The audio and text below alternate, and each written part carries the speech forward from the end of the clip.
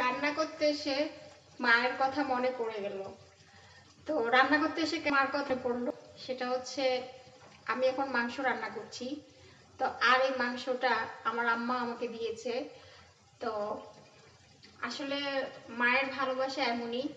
মা কেন, মায়ের ভালোবাসার তুলনা তো পৃথিবীতে হয়ই না। আল্লাহ তো বলেছে যে খোদার পরে মায়ের স্থান। সো আমরা যখন বড় হয়ে যাই তখন এই মায়ের সাথে কত মান অভিমান কত কিছুই হয় আমাদের, তাই না? তো আসলে এই যে মাংসটা আমার আম্মা আমাকে দিয়েছে, যেতে পারিনি।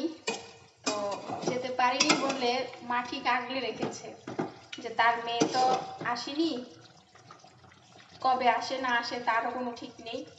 তো বোনের বাসায় গিয়েছিলাম,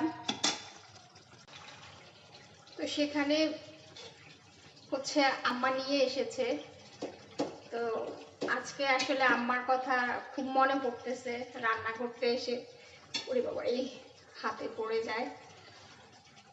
তো আসলে আমরা যে মা 10 মাস 10 দিন গর্ভে ধারণ করে, তারপর অক্ষত মানে সাধ্যের শেষটুকু দিয়ে অক্ষত রেখে আমাদেরকে লালন পালন করে, একটা সময় আমরা যখন বড় হই আমাদেরকে এটা করতে না করে ওটা করতে না করে নিজের পছন্দে যেটাই করতে যাই না কেন, তখন মা সেটা যেটা ভালো সেটাতে উৎসাহ দেয়, আর যেটা মন্দ সেটাতে তো মা বাধা দিবেই।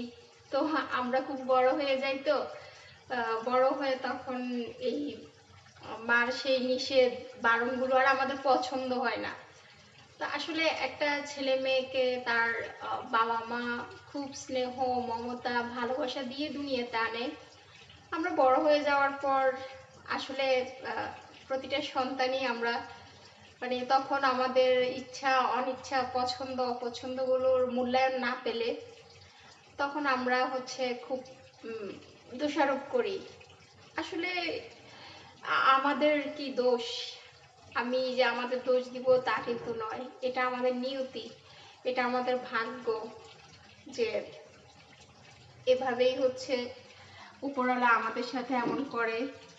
আমাদের মন মানসিকতাগুলো এভাবে তৈরি করে দেয় যে আমরা বড় হয়ে পরে হচ্ছে কি পেলাম আর কি পেলাম না সেগুলো নিয়ে চিন্তা করি। একটু 19-20 হলেই আসলে বাবা মাকে দোষারোপ করি।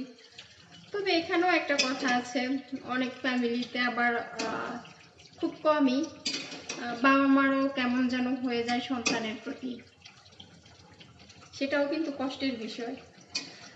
যখন ছেলে বিয়ে করায় বা মেয়ে বিয়ে দেয়, পরের ঘরে দিয়ে দেয়, তো মনে হয় যেন দায়িত্ব শেষ। এটাও কিন্তু বুঝতে হবে।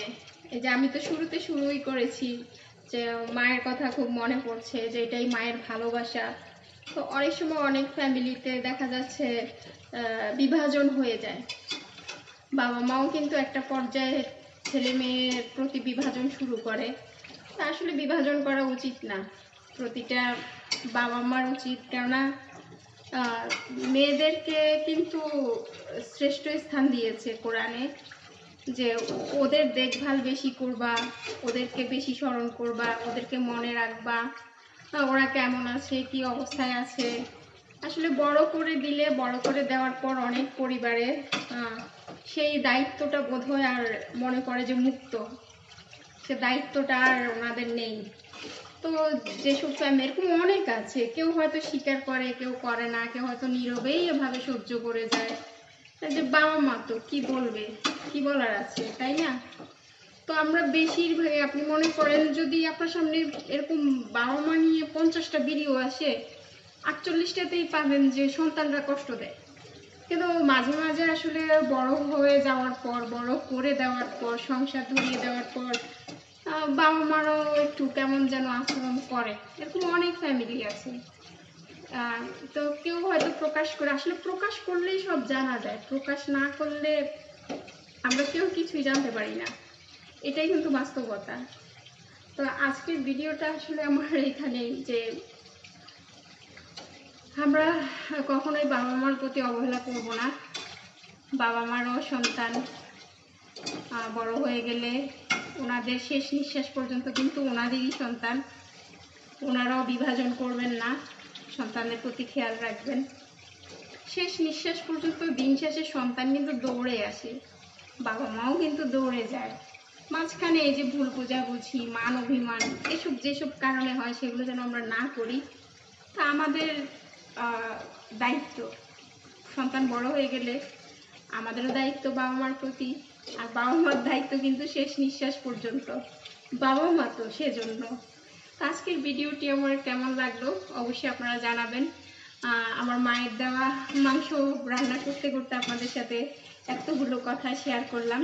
প্রত্যেকের মতামত জানতে চাই যে আমার সাথে কে মতে আছেন আর কে অমতে আছেন। আমি কিন্তু দুটোই বলেছি, দুটোই বলেছি। আসলে বলতে শুরু করলে সারা দিন রাত চলে যাবে, বলা তো আর শেষ হয় না। তো আজকের মতো এখানে, আল্লাহ হাফেজ।